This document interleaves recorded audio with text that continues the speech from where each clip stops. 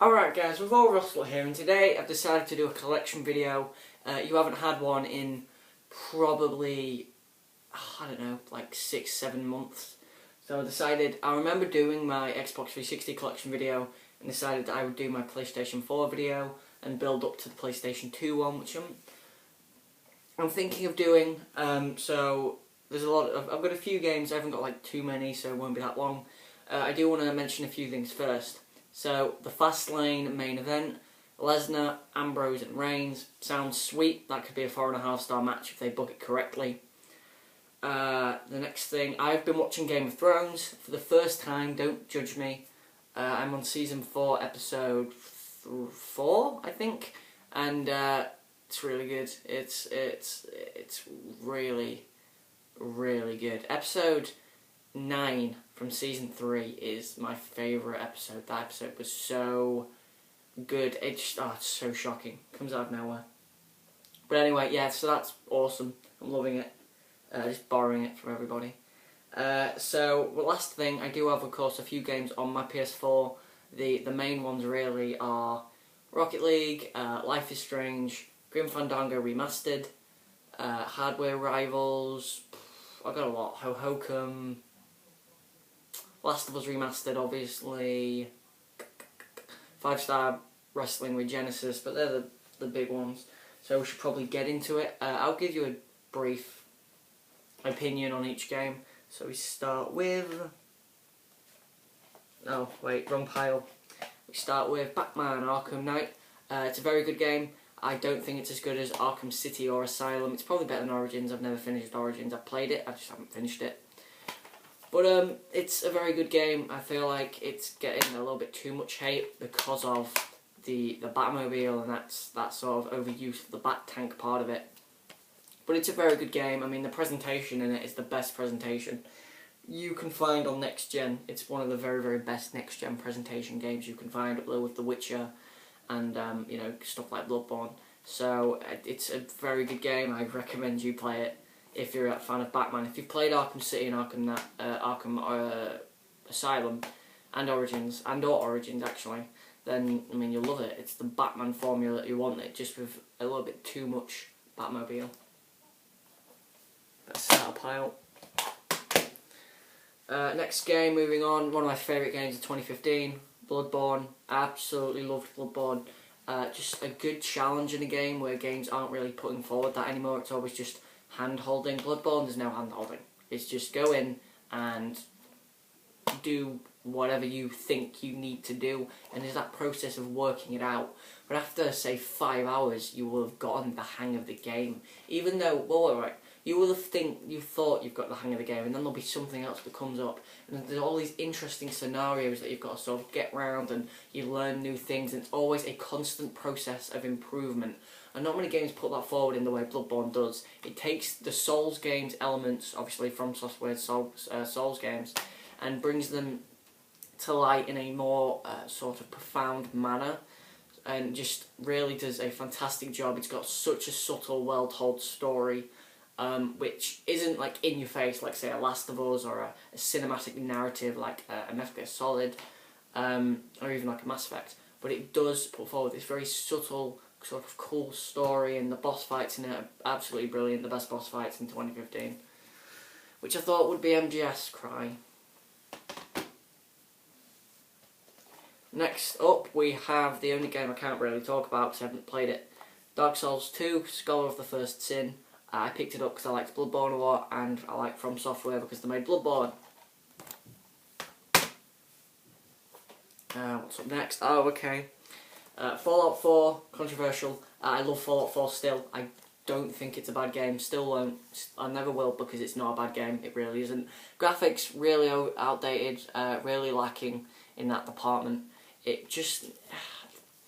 There's so much to love in Fallout 4. There's so much that as a gamer you shouldn't like. So the graphics, the sort of dumbed down elements, but I feel like it overcomes so much of that because of how addicting it is. You won't find many games that are as addicting as Bethesda games. Skyrim, Oblivion, Fallout 3, even New Vegas. Those games were so addicting, you know, regardless of the graphics, which are absolutely poor, and I'm being genuinely serious, they are poor. For a next-gen game to have these graphics is poor. The story in the game is very, very well told. The companions are probably the best element of the game because they create so much of a different dynamic or diversity between your character, and the fact you can romance them and build relationships with them is just a different element that sort of took from, say, the Mass Effect series. Not to the extent of the Mass Effect series, but it did take from it. But yeah, it's still a very, very good game. And I do still think it's one of my favourite games of the year, and it's one of the best games of the year. Still, regardless. Regardless of its faults, Fallout 4 should be commended. Okay, FIFA 15. I like Ultimate Team. I think that's the only reason I bought it. It's the only thing I've played on it. It's kind of it. To be honest, I'm going to be serious. I have a pretty sweet Ultimate Team though. I've got like Ozil, Fabregas. I know it's 15, not 16. I'm not paying 50 quid for the new one when I'm not going to play it. So I just decided to get the old one. I have like Fabregas, Ozil, Diego Costa, Falcao, I think. I have a solid squad. One of the games, this is one of the weird ones. This is one of those games which everybody would have played on next gen, but I just never got back into it. Well, not the main game anyway. So, Grand Theft Auto 5. It's funny because this game is so brilliant. It's so good, but I just it's hard to explain. The game is so good, but I don't want to play it again. I don't want to play the main story again. I think I've played an hour of the main story and I just stopped and went online for a bit with my friend, and we just made like weird games up where we'd drive motorcycles into stuff and we'd do some of the bank jobs. But it's so good, but I don't want to play it again. I'd already played it on the gen before and I just didn't want to play the story again. It just didn't interest me. And that's not because the story's bad, I just don't think it's the most replayable because it's a bit long. And I don't know if it keeps your interest as much as it should. I think the characters are a little bit underwhelming. I think the whole plot's underwhelming. I think the villains are underwhelming. I think the whole story's underwhelming. I think the game was built to be the masterpiece and the best game ever made. And unfortunately, it's not the best GTA. It's probably not top 3 in terms of impact when you look at the industry. You've got Vice City, San Andreas, 3, even 4. I prefer the main character in 4. Nico was so much better. He had such a cool backstory. Whereas these guys are so stereotypical, it's not even funny. I don't mind the protagonists. I think Michael is by far the best one, but they are so stereotypical, it's not even a joke. Nico was so much better. And regardless of whether or not you like GTA 4, you don't like how dark it is. Seriously, the story in that game is better, but I'd say the overall game is better. Because GTA 4, I'd say, focused more on its story. I mean, GTA 4 is one of those games where I wouldn't say I ran around the world as much. I just went and did the story because it was so entertaining. Next up, we have the complete edition of Life is Strange. I talked about this recently. I love it. It's one of the best stories of 2015, probably second to Witcher. Well, I don't know. It's a tough one. I love both. But wonderful story. Let me just show you what's inside it quickly. Oh, no, I can't because it's finicky. So I've got the soundtrack. It shows on the back. I have the soundtrack. I have the journal, which is an art book, and the actual game. It's great. My brother actually saw me playing Life is Strange and bought his own copy of this. And then I went and bought my own copy of this because I actually downloaded it. And then wanted the complete edition to get the soundtrack. So I do love Life is Strange. I really do. It's one of my favourite games of 2015. Even though I did only play it recently. But I'm still counting it as one of my favourite games of 2015. Next up, we have 2 cases for the same game. Metal Gear Solid 5, The Phantom Pain. It's very GTA. There's so much to love in Phantom Pain. And with Metal Gear Online out now, there's so much more to love. I only played a few games of that, but that was such a fun mode. Even my cousin, who's never played an MGS game before, came round and we played that and we really enjoyed it. But there's so much that I don't like in this game. It's a great game. You'll absolutely love it regardless of if you're an MGS fan. In fact, I feel like if you're not an MGS fan, you might actually love it even more. But if you forget the story, you will enjoy this game even more because the story won't annoy you like it does to a normal MGS fan. There's so many points in the story where you just sort of, what is going on? There's not enough development, and I honestly don't care that Konami split up with Kojima. I think it's ridiculous they released an unfinished game, and I'm going to say something right now to not make me sound like, oh, he's being biased. Hitman is being released unfinished. The difference there is that they will be patching it. There's a big difference between a game being released unfinished and then never being touched up, and it will probably have DLC released for the last chapter, which will be ridiculous, and I'm not paying for.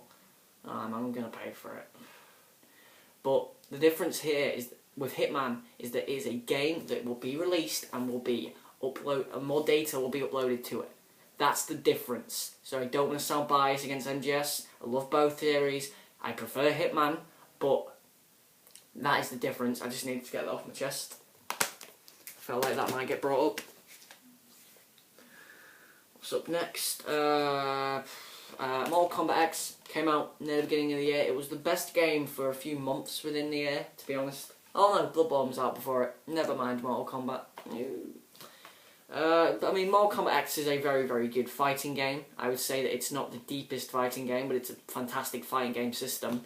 I think that Mortal Kombat's fighting games have always been brilliant because they're so accessible. You can just go out and play it, whereas a series like Street Fighter takes a lot more sort of professionalism and sort of... I would use... I mean, Street Fighter, for example, it's a competition game.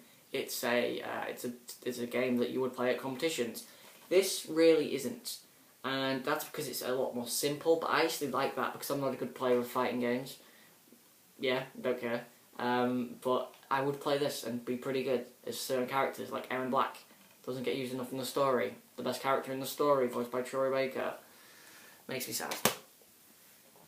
So yeah, Mortal Kombat's a very good game, regardless of its lack of features. The Crypt's good. A game I didn't talk about enough last year, even though it came out the year before. Payday 2 Crime Wave Edition. Probably my favourite first-person shooter that I played last year, to be honest. I think that the actual mechanics of the first-person shooting are what steal the show. I think they are very, very good. While the game does lack content again, and it lacks identity, I mean, if this game wasn't called Payday, I don't think it would have sold at all, to be honest, because Payday, of course, was this Payday 2 is the sequel to Payday the Heist, which, decent PC game apparently, but I don't know if this game would have sold as well if it wasn't called Payday. It just lacks identity, the characters are so one-note, it's not even funny, but the gameplay is very addicting, the cash system, creating your character is definitely the best part of it, and the leveling system is really, really good too, and that's why it's one of the most addicting games I think of the last 2 years. It's the best multiplayer game I've played in probably 2 years, so a lot of credit to it there. Next pile. Okay, really? Is that the next one? That is the next one. A game that I never got to talk about on my channel much, Rainbow Six Siege. Now what does Ross, the Rainbow Six fan, think of Rainbow Six Siege? Rainbow Six Siege is a good game. It's not a great game, it's a good game. I think there's some solid elements in it. I think the gameplay is so good. I think it's so smart, it's so strategic. There's so much sort of smart development to it. You know, playing as a defender is so brilliant because you can place up walls, you can put down turrets, whatever. That is such a cool idea. And I know games, I don't know if a tower defense game or not tower defense, if a defense game, if a mini game like that has ever been done as well as it is in Rainbow Six. Attack and defend in games is one of those things where I think it's too simple. Rainbow Six makes attack and defend so complicated, and it's so good for it. However, the reason it's only a good game is because it lacks content. Again, like another game we're going to get to in a minute, I assume. Well, a bit anyway. There's no story mode. Don't tell me that I can't remember what the missions are called. I can't remember what they call them. Stupid missions. I'm trying to find it. Was it scenarios or something like that? I wouldn't know because there's no manual. Oh, what's that? Oh yeah. No. I'm not buying the season pass. But the scenarios is a joke. That's not a campaign. That's like 8 missions with little story. And they actually got in a really talented voice actress to play the lead female. I just can't remember her name. But it's a game that lacks content but has solid gameplay, kind of like Payday. I wouldn't say it's as good as Payday, even though the strategy elements are so good. The levelling up system is shocking, though. The levelling up system is really, really bad. The operators are cool because they're all different, but again, there's no character to them. Very similar to Payday, actually, now I look back on it. Next one is a game that Resident Evil fan, Resident Evil 4. I wanted to buy because it was the return of Barry Burton and Claire Redfield, so I picked it up. Resident Evil 2. Resident Evil Revelations 2, sorry. This is the box set of all 4 episodes, not 5. I don't get why they did 4 instead of 5, but whatever. Episodic video games I'm really starting to love. I felt like this one wasn't quite... It's the weakest one I think I've played, but that doesn't mean it's a bad game. I think it's a good game. I think the gunplay is solid. I felt like this game had a better balance of action and survival horror. And in all honesty, I'm a fan of Resident Evil 4. Survival horror was a route to Resident Evil. They made a change and it worked so perfectly in Resident Evil 4. Resident Evil 5 I still think is a good game. Resident Evil 6 was overdoing it. This one I would say is bringing the balance back slightly, so I have to give it a lot of respect for that. And it's quite cheap. So I think I paid £20 for the box set, which I think is quite good. And if you're a Resident Evil fan, you've already played it, so you'll know what you think of it. The next game I haven't finished. Well, again, it's one of those last-gen games that I've finished, but I haven't finished on next-gen, and it's Saints Row 4 Re-Elected, which also comes with Get Out of Hell. And I just want to say quickly, because, come here, that is a joke. The Get Out of Hell is a download code. I've already done it, so don't worry. But that is a joke. That is an that annoys me so much, because I honestly felt like it should have been on the disc. The whole point of releasing this was to have it on the disc, but no, apparently not. Regardless, Saints Row 4 is a very good game. You'll enjoy it because it's one of the most fun games you will ever play in your entire life. It's very Just Cause. If you play Just Cause, Saints Row 4 is right up your alley. Another game of last gen I played, but this one I've actually finished. Sleeping Dogs, the definitive edition, I think. And this is like the really, really cool edition, which is the book. And it's an art book. So it's like, ta-da, oh, like, ta-da, there's the receipt at the bottom, look, ta-da. And then the disc is just in the back of there. But I mean, I loved Sleeping Dogs. I think it's quite underrated. I think the story in Sleeping Dogs was really, really strong. I think they had a talented cast with like some really, really cool ones, like Emma Stone, which was awesome taking Emma Stone on a date, I'll tell you that. One date, sadly. I would have liked more. Sad face again. I mean, it's a very good game. I really do enjoy Sleeping Dogs. I think the story's really entertaining. I think the story's better than GTA's story.